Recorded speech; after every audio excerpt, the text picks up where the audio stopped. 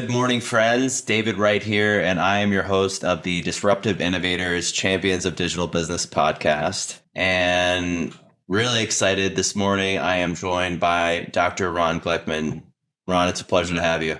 Thank you. Very glad to be here, David. Thanks. Yeah, I know it's been a long time in the making. So, Ron, you were kind enough to join us this morning. For those of our listeners who may not know, I know you're an author, you're a professor, but could you tell everyone just a little bit about your current role? Sure. I'm currently the CIO of Trader Joe's, private specialty food grocer and a national chain of neighborhood stores in the United States. Of course. It was funny. I was telling my wife before I left the house this morning, I'll have to let you know that I ate your artichoke dip and salmon when I got home from my trip at 10 o'clock last night. Excellent. Thank you. Fantastic.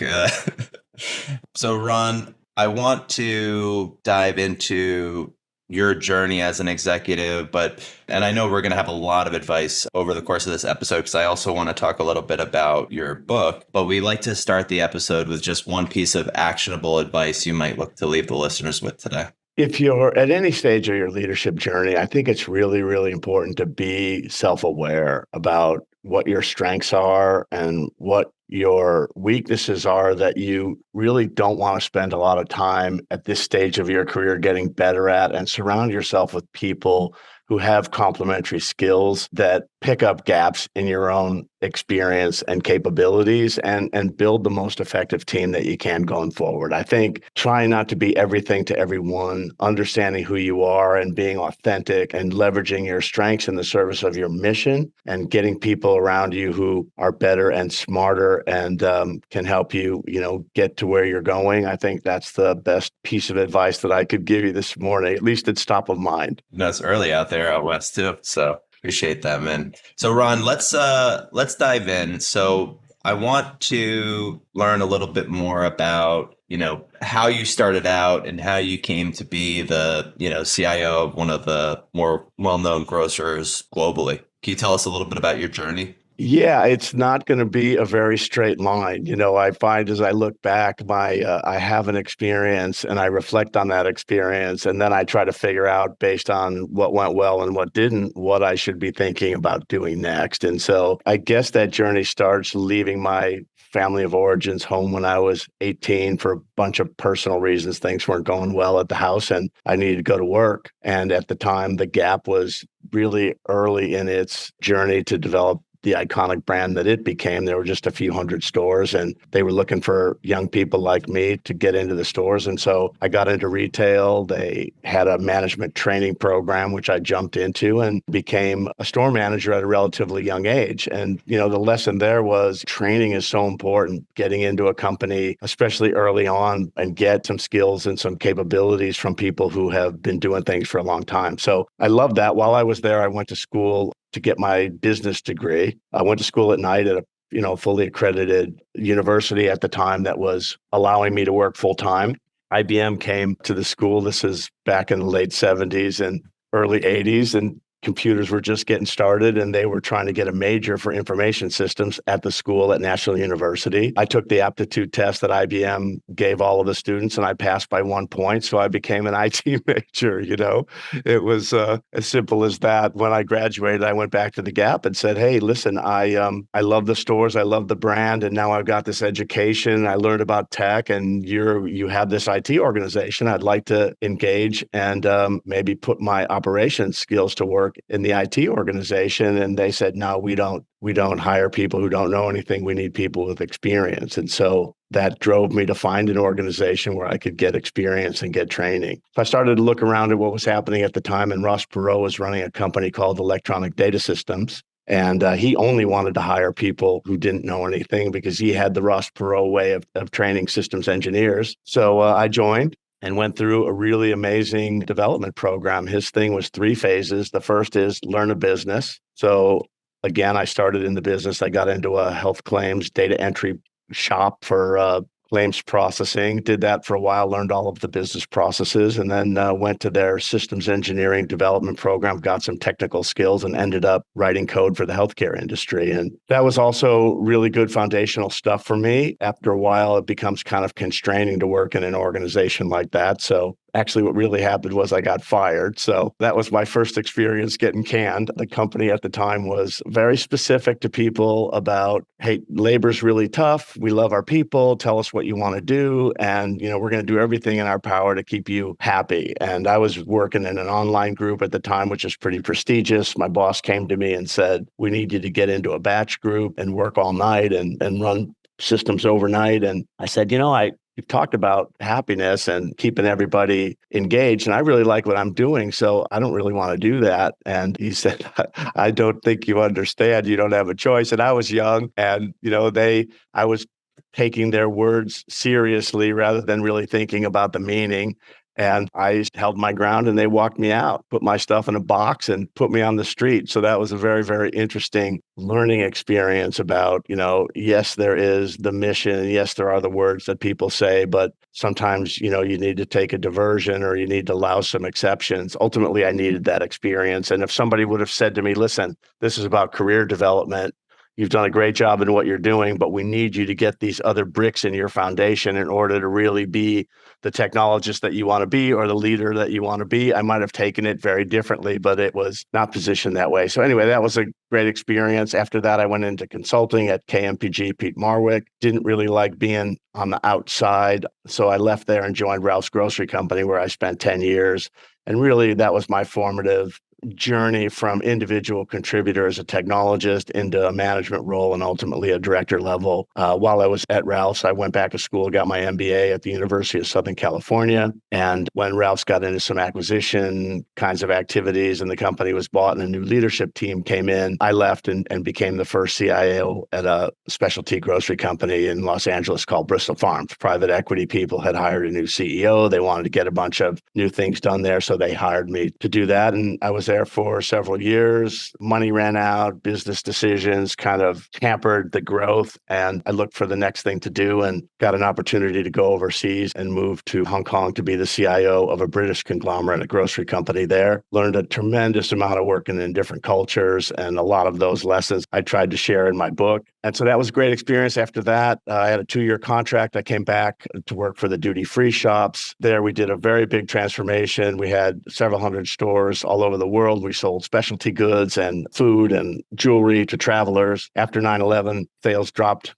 overnight when people stopped traveling. And that was my first really big opportunity to do a transformation. We had to cut our operating expenses 50% overnight. And, we went about doing that. And there were a number of lessons that were learned from that experience. After leaving duty-free shops, I joined a company. I was hired by a guy who bought 50 companies in 69 countries. And he asked me to create one enterprise IT organization for the whole. This was a freight forwarding and logistics company called UTI. Managed that transformation through the end, including a leadership transformation. The guy who hired me retired, and the individual who came in also built his own team and at the appropriate time let me go. So second time I was fired on my journey, and that led me to an opportunity to join Trader Joe's, and I've been there for 10 years. I mean, so we already kind of talked about some of the important things that you learned along the way, but when you think back to your journey, Ron, what would you say sticks out in your mind as one of the most important things that you learned, and what was life like before learning it and after learning it?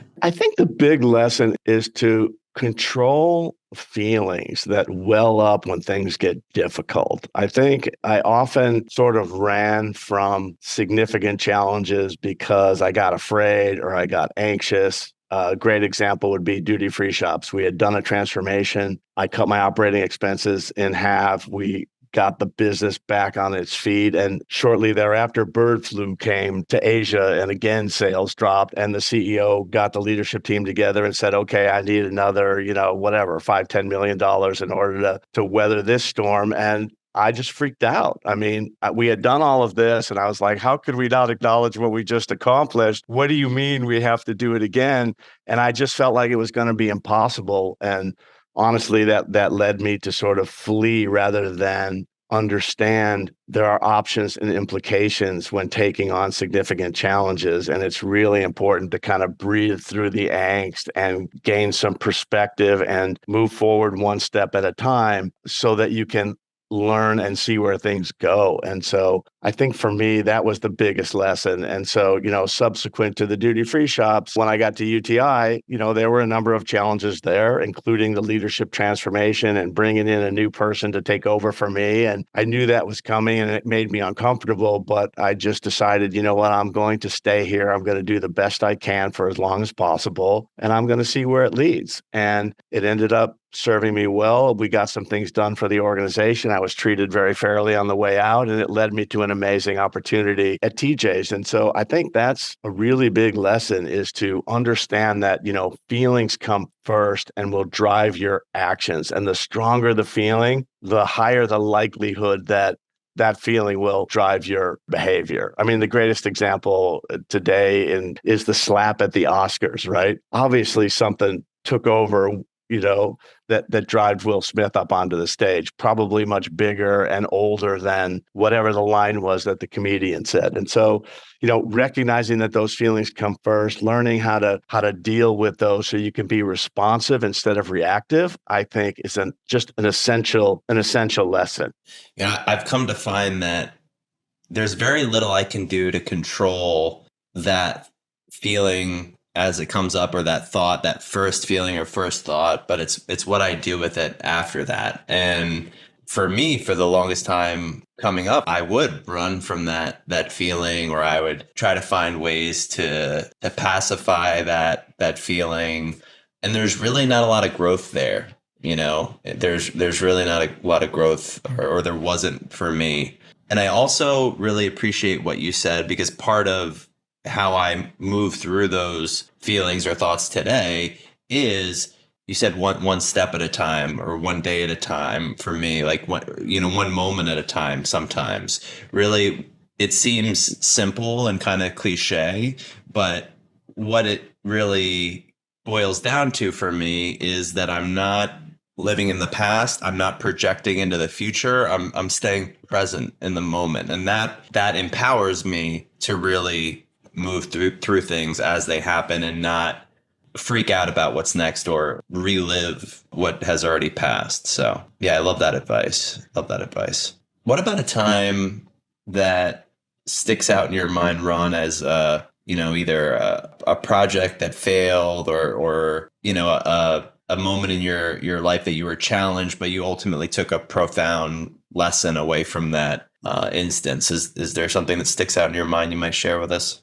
I mean, there are just too many to count. I mean, Yeah. to your point, the learning comes from the most difficult experiences. I think for me, from a business perspective, the Bristol Farms experience was really profound for me. And it was something I got to observe and be part of. It was a 3-store company that was acquired by these private equity folks. It was run by one individual, and they had a great brand. They had great product, great service. And the people who came in said, okay, we're going to scale this. And they made assumptions about how fast we could go and how many stores we could open, without really understanding, taking a beat and understanding what were the dynamics that made the 3 stores successful. And, looking back, the dynamics were, the owner was in all 3 stores every single day. He talked to people. He talked to customers. He was the champion for the culture. He made very specific decisions that it was not going to be technology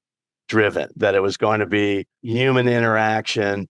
Amazing experience. I mean, they didn't do point of sale or scanning. They rang stuff up in the day and on old registers. And so, this group came in and said, we're just going to put stores, we're just going to start popping them out, and we're going to build technology, and ultimately got away from what really mattered. And so people got super uncomfortable. They felt like they weren't being seen and heard as much as they were under the previous owner. We put stores in places where we assumed people would drive. And in the end, the 3 original stores were in tight communities with enough people and demographics to be a real, neighborhood store. And so, some of those things really slowed the growth.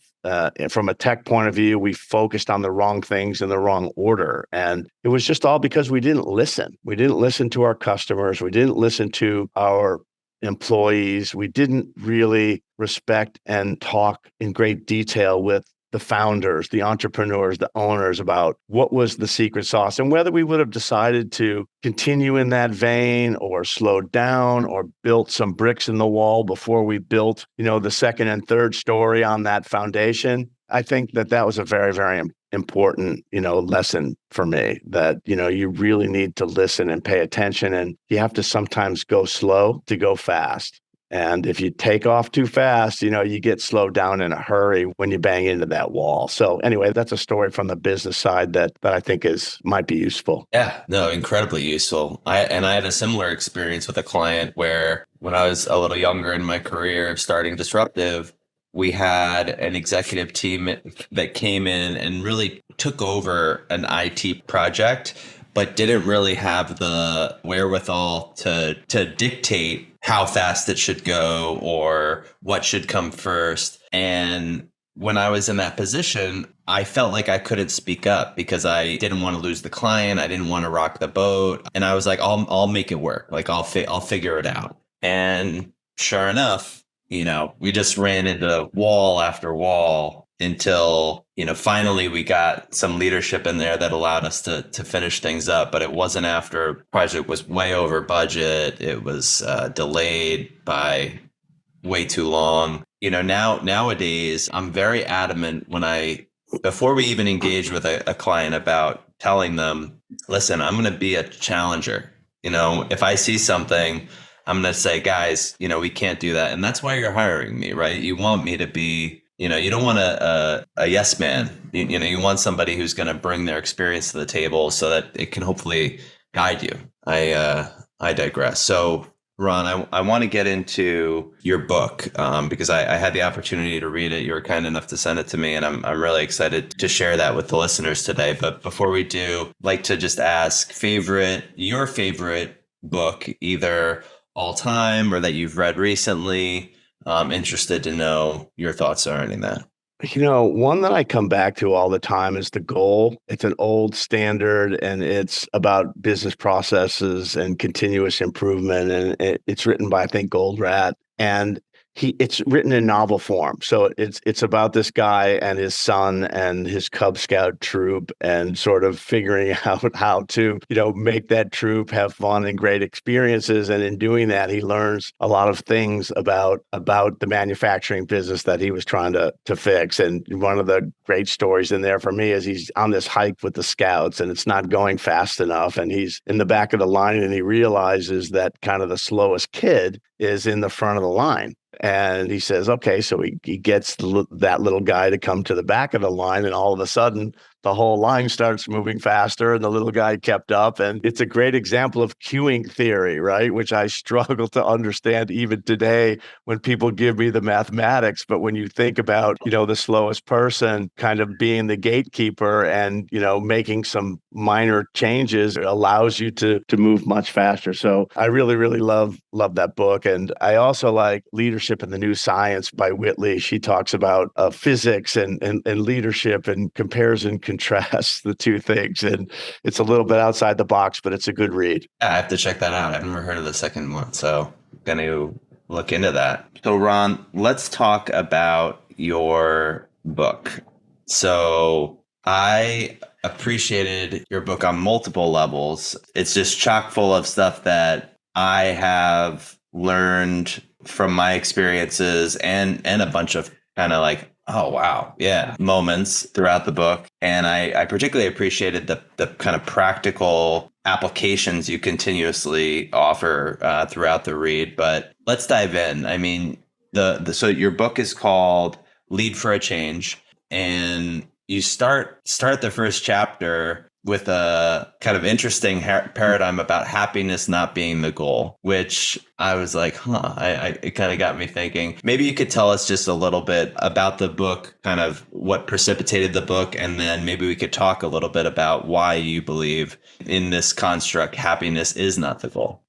Thank you. So, yeah, the book is just a collection of lessons that I've learned throughout my career journey, with many, many people that I've worked for and I've worked with. And, I've been encouraged to try to write these things down, for quite some time. And after doing my doctoral program, I focused my research on preparing first generation students in their families who are going to college for leadership in the workforce. So specifically in California, I teach at Hispanic serving institutions. So it's people, Latino and Latina students. And I learned a lot my focus was, what curriculum do we need to teach to help these leaders understand, that one, they could lead. You don't have to be born a certain way. You don't have to look a certain way. You don't have to come from a certain demographic. So we got to overcome the beliefs that you shouldn't be a leader, first of all. And then what are the skills and tools that can go into a tool bag and help a leader at any stage of their journey? And so, my sort of academic experience helped me get a framework for kind of writing things down in a way that might be consumable for people, and then sort of added all of these,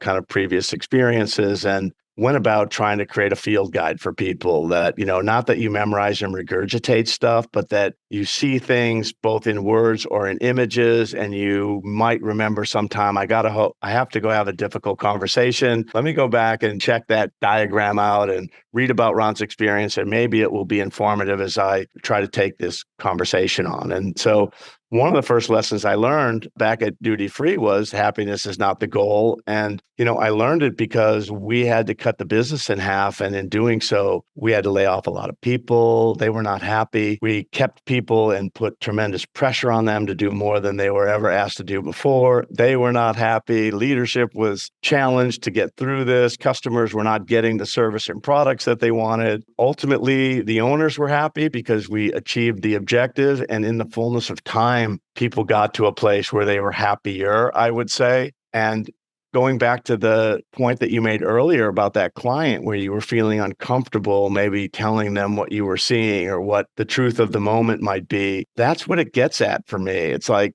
when you have that hard conversation, that person might not be happy. They might not even like you in the moment. But really what it comes down to is we made a bunch of assumptions about what was going to happen when we begin this journey.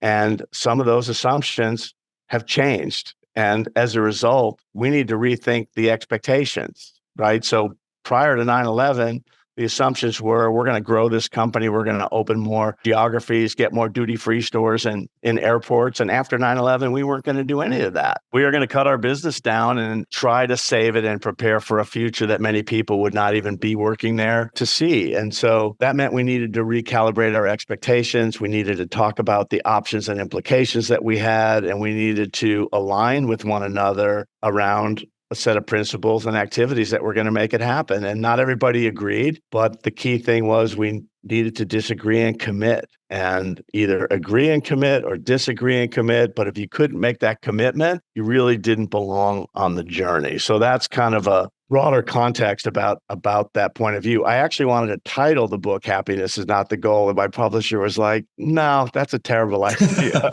It's going to sound like a pop psychology book." And so anyway, I did manage to keep it as the title for the first chapter, which many people ask me about it. So it must be provocative, which was the goal. Yeah, but I identify with it. And, I also appreciate your emphasis on the value of well-defined expectations and the fact that the expectations may change, and we were kind of talking about that before we jumped on, and the fact that if things do change, I can reset and I can redefine those expectations and then continue to strive forward. But I really, one of the first things that really, that the happiness not being the goal, resonated right away. But then you also started to talk about authenticity fueling change leadership. And maybe you could talk to us a little bit about the transactional versus transformational leader. I really appreciated that as well. Sure. Yeah. There's all kinds of different leaders, and, transactional leaders are focused on a moment in time and getting a specific task accomplished or series of tasks. And they are less concerned about what might be learned from those experiences, how it positions people and the organization, for the future. And there are many leaders who do a great job at that. And there are many circumstances where that is required. Relational leaders are really about the longer term goal and making sure that people learn from each experience, and that while you're performing the tasks or achieving what the transaction requires, you're also transforming the nature of the individuals and the processes and the capabilities to make that team or organization stronger and better. And we didn't have the opportunity at duty-free shops after 9/11 to focus too much on the relational side of things. We had a transaction to take care of, and it was hair on fire, lead, follower, get out of the way. And during the UTI transformation, we had time to focus on relationships and, understand what was happening in the business and, try to put the best, enabling technologies in place to support that business. And so, one has to choose what style is most appropriate for the moment and then put leaders with that style in place. You put a transactional leader in a relationship oriented, dynamic, and, they're going to not be happy and probably, not achieve what is ultimately required. You put someone who's more relational in a transactional situation, they might not have the capacity to, to deal with all the challenges in the moment. So I do think it's, different strokes for different folks, but I really enjoy the relational side of things, the long-term play, building capabilities. And, I found, and my research tells me too, that, leadership can be taught. We're all capable of learning to lead. And I believe we should understand our strengths and build from those and not try to be somebody we're not. And then, as I said, kind of at the outset, surround yourself with people who have those complementary skills to really make an ensemble cast that is better than any of the individuals. Well, you also made an interesting distinction that I don't think I had heard before about leading versus leadership. Could you talk to me a little bit about that? Yeah. So, the leader, and I like Brene Brown's work, and, she says a leader, she's amazing. She, talks about, a leader being somebody who has the ability to find the potential in people and processes and the courage to develop it. And leadership is a process, and leadership is about getting together with a group of others, followers, peers, superiors. And I narrowed the definition to accomplish positive change, to act with integrity, to build trust, and to make positive things happen. And I get that positivity can be a judgment call, but it excludes people like Hitler, who were, he was a leader. He got a lot of stuff done. He got people to follow him, but that was, in my view, and not a positive thing. And some of the political discourse going on in this country is not necessarily positive. And I don't believe people are acting with integrity. And I recognize those are religious arguments, but that is the difference between the leader and the process of leadership. And the leader should find their strengths, find their authentic voice, and find that potential in others and themselves and develop that and work on a process to make positive things happen. And I think it's been super rewarding for me to do those things. And the book is really about ways to go about doing that, developing yourself as a leader and others, and also making things happen for the good. I really appreciated, too, as I read more about self-authorship and, authentic leadership, kind of thinking back on all the times that have really shaped the person that I am today, those developmentally effective experiences, right? As I think you referred to them, which I had never heard before, but really the significance, and we kind of talked about it earlier, of persisting through the discomfort, right? And the fact that truly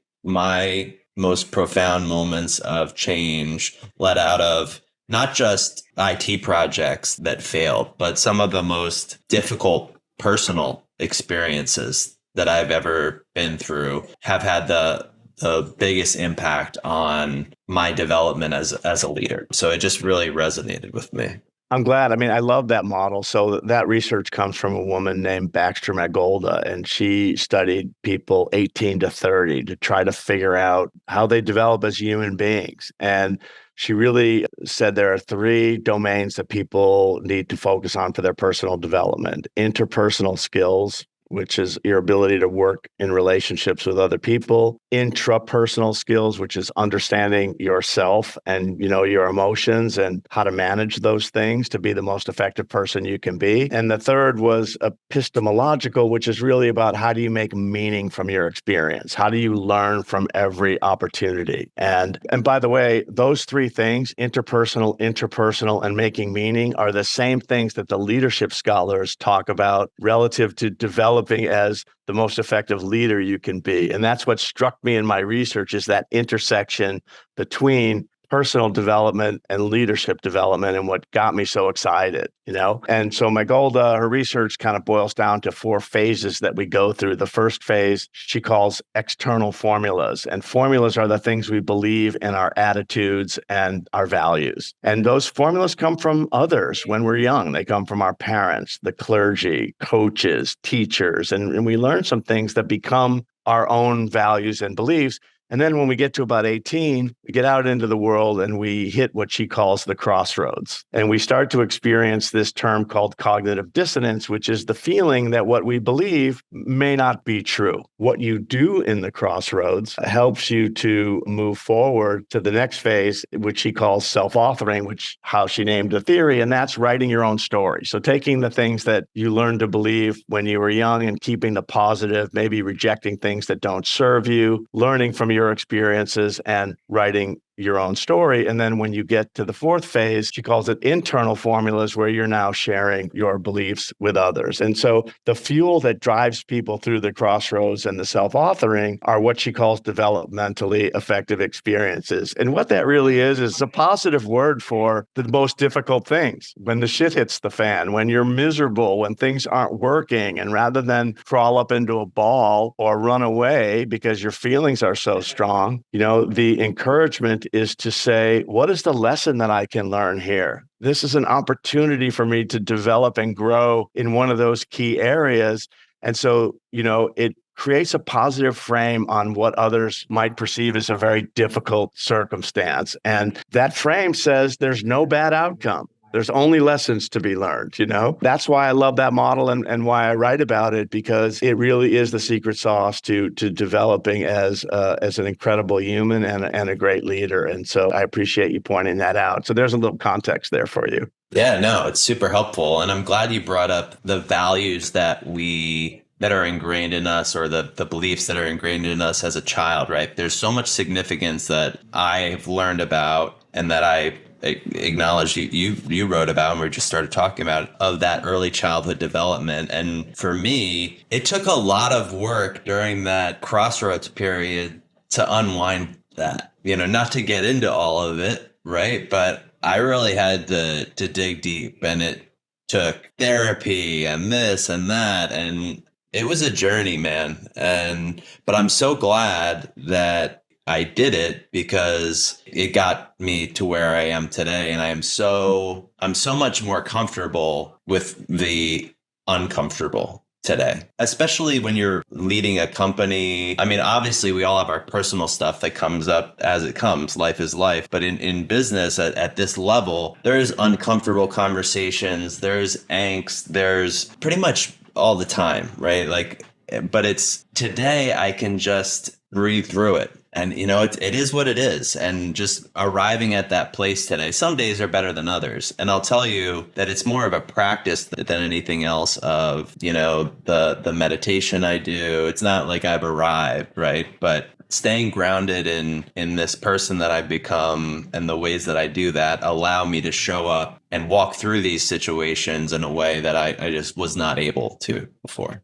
And that's incredible. And, so one of the things I'm going to suggest that you learn, and I tell my students this all the time, just because you failed a test does not make you a failure. And so often we kind of identify with what works well and what doesn't. And when we can separate that and know we're okay, whether we're, doing well or we're in a developmentally effective experience, it allows us to show up very, very differently, right? And so I think that's an important lesson. And internal formulas are tough. I mean, I'll give you a personal story. I mean, I struggled with certain subjects in school when I was a kid, and my math teacher would tell my parents that I was lazy and not trying hard enough. I was smart, but lazy and, kind of stupid. And my parents, believed the authority and amplified that at home. And I ended up believing that I was lazy and stupid, and I didn't understand until my daughter was diagnosed with a learning disability that I probably had an undiagnosed learning disability. Math was not my thing, I could learn it, but I needed to be taught differently. But I was never going to be a mathematician or a rocket scientist, right? And so I carried that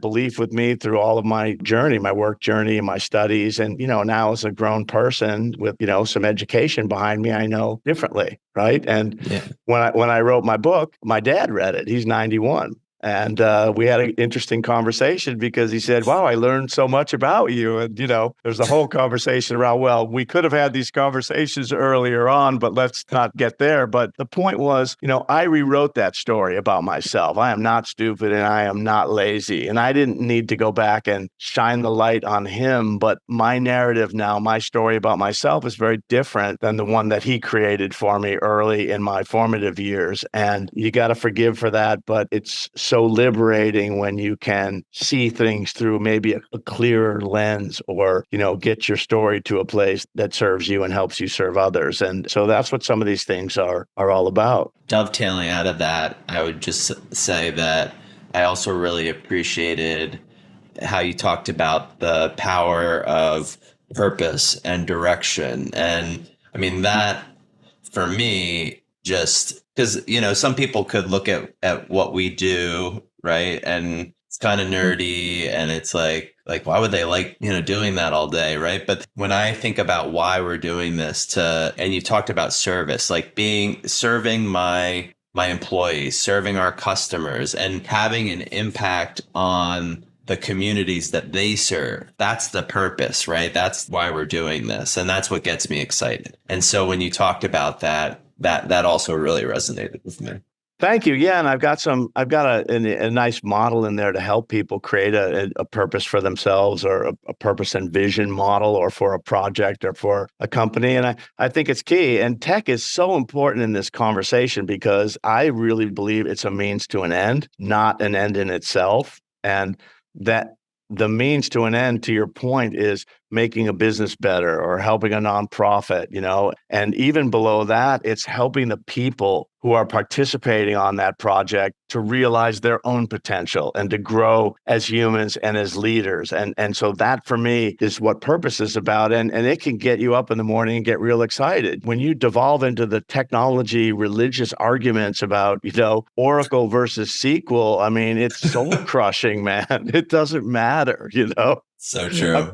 I'm sure many listeners will take me up on that argument, but at the end of the day, you have to just understand what's important. And I think purpose can help really articulate that North Star. And, along the way, you'll have to course correct and reset expectations and you'll be happy and unhappy from time to time. But, moving towards that purpose, I've just found to be very helpful.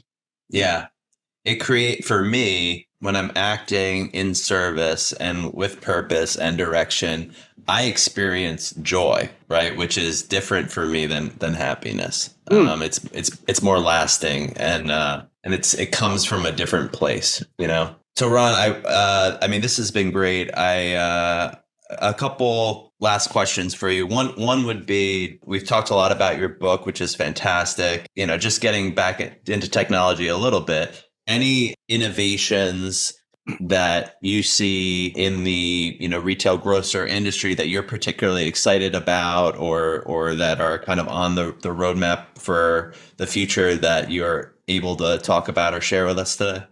I mean, I can only speak in general terms. I think one needs to be careful about technology. And just as we talked earlier, I mean, it really needs to be a means to an end. And so you have to understand your business strategy and what technology is going to fuel that strategy and what technology, might be a deterrent, and for some companies, moving to leading edge technology is going to be perceived as impossible and kind of a breakthrough idea. that requires a lot of thought around the culture, the capabilities, the beliefs that people have, the skill sets to get you there. That same thing in a different company is going to be considered a marginal improvement because they have all that DNA and all of those skill sets. And so it's important to think about the organization and the culture when you're picking a technology. I mean, I really like RFID relative to, its capability to enhance productivity. It's not quite where it needs to be yet, but I mean, I imagine a day when there's an RFID tag on the product label and, instead of all this crazy technology people have to, self-shop, you could just put the stuff in your basket and walk out the store and have it scanned accurately and charge you. I think we're several years away, but that could be an interesting innovation to redeploy people to working with customers and selling products. But I work in an arena that's very, very people oriented. So I guess I don't have a great tech suggestion for you. I just don't think about it, in those terms, and I'm rarely on the leading edge. But I appreciate that because what you mentioned about the understanding where they're at as a business. And I mean, in my experience too, oftentimes the core of the solve are truly operational improvements or process improvements that need to be made. And the technology is a means to an end. And as it pertains to RFID, or I was just having a conversation with another retail leader about self-checkout. And, when that first came out, I kind of poo-pooed it myself because I was like, I don't want to do this. Like, I'm paying you to check my stuff out. Like, check my stuff out. But, we were talking about Lowe's and how, it's interesting because Lowe's, you have self-checkout, but the way that they've done it, the folks that, formerly may have been deployed in checking people out are now in the store so that they can help you figure out what you need from you're building something. You need to fix your pipes. That's when I need help because I don't know anything, and they're there to help. And so then it started, and it's kind of like you just said, if you're able to just walk out the store, that allows the people to kind of be with you and interact you more readily, not just at the point of sale, which is kind of an interesting thing to think about. Yeah, and they're using it in service of their strategy. And so if I got a few items and I want to check myself out and I'm comfortable doing it because not everybody is, or I can go, stand in line and get a cashier to help me. And so, I was on the board of Optimal Robotics back in the day when those original systems were built. And, it took years and years for it to get to the mainstream where it is today. There have been several iterations beyond the original conception, but I think it is appropriate to align with a strategy. But to say, I'm going to put self-checkout in and I don't care whether my customers can use it or can't use it or want to write a check or have cash or, are too old to see the screen. I mean, then that's a problem. And when you're driven to just, shrink your cost to the maximum and not serve your customers, I think that is a transactional leadership sort of a strategy, right? It is not relational. It is not long-term. It is not serving the greater good, in my opinion. So, I think that's a good one. Yeah, agreed. This has been so cool, Ron. I really appreciate you taking the time today. The last question I would just have for you is, if you could go back 5, 10, 15 years in time, what advice would you give your younger self? I think circling back to the original thing, it's like learn to understand and recognize your feelings, especially the big ones of anxiety and fear. When you're at the beginning of your career, you don't know anything and you need to learn and tolerate those feelings, learn to be uncomfortable, recognize that discomfort is where we learn, and go through the experience. And whether it's one that you say, I've mastered it, I'm going to do more of it, or I've mastered it and I really didn't like that, I'm never going to do it again, you then have a brick in your foundation to say, I have experienced this and I'm not just guessing or projecting. I know what works and what doesn't. And I got there in the end, but it would have been really helpful early in my career. I agree. I wish I would have read your book earlier in my career. Ron, this is great. Thank you so much for taking the time today. David, it's been my pleasure. Thanks for having me. And if any of your readers grab my book, you have my email address and my contact information. I'd love to hear from people, and I'm more than willing to engage on these topics one-on-one. It's a lot of fun for me. Thank you. Yeah, I'll absolutely do that. To our listeners, thank you for tuning in today. We will catch you all next week.